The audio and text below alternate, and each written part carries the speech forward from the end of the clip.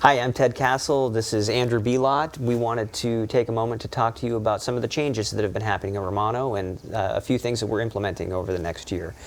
This is the first of a series of several videos that we have planned to give you a little bit of an inside look at how things are taking shape for 2021 in Romano and just improve our overall levels of communication with the investor. We've gone through a sustained period of growth for the past 5 or 6 years, added a lot of new investors, a lot of new investments, new funds that we're managing, and with that growth comes additional responsibilities that we have to the investor, and we wanted to share some of those things that we're doing to take care of that today.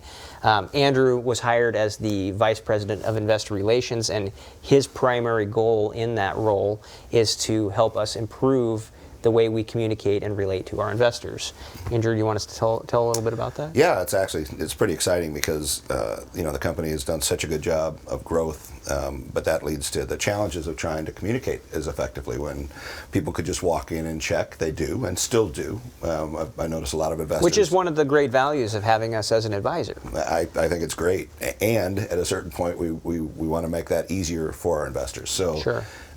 We've invested in a platform, a system where we'll be able to let the investors go in and look at their own portal, so they can look at their entire history, the important information, the K1s, the subscription agreements, whatever they'd like to pull up. They'll have all of their Romano Capital investments in one place. Okay. They'll know the performance of those investments. We're really focused on making sure, as you always have been, new investments, when people are coming in, they really understand exactly what they're getting into, and I applaud that. I love the way it's been done in the past. I like doing that because I think it's important for people to know exactly how we're operating. So second stage in that is, once they have invested, how is their investment doing? So we've got funds that may be spread across different projects, and then we've got single purpose offerings.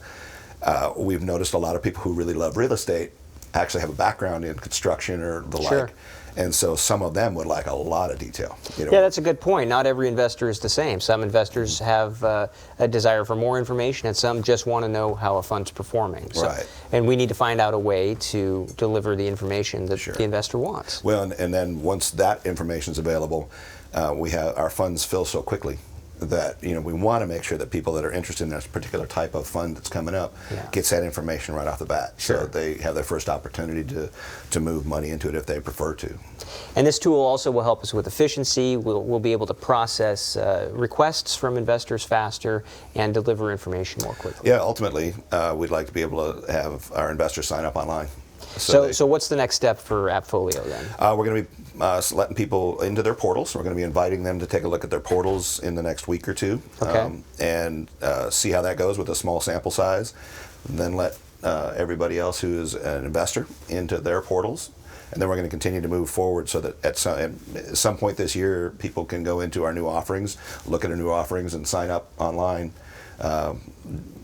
anytime they want. Great. So we'll have more information on that coming soon. Thanks.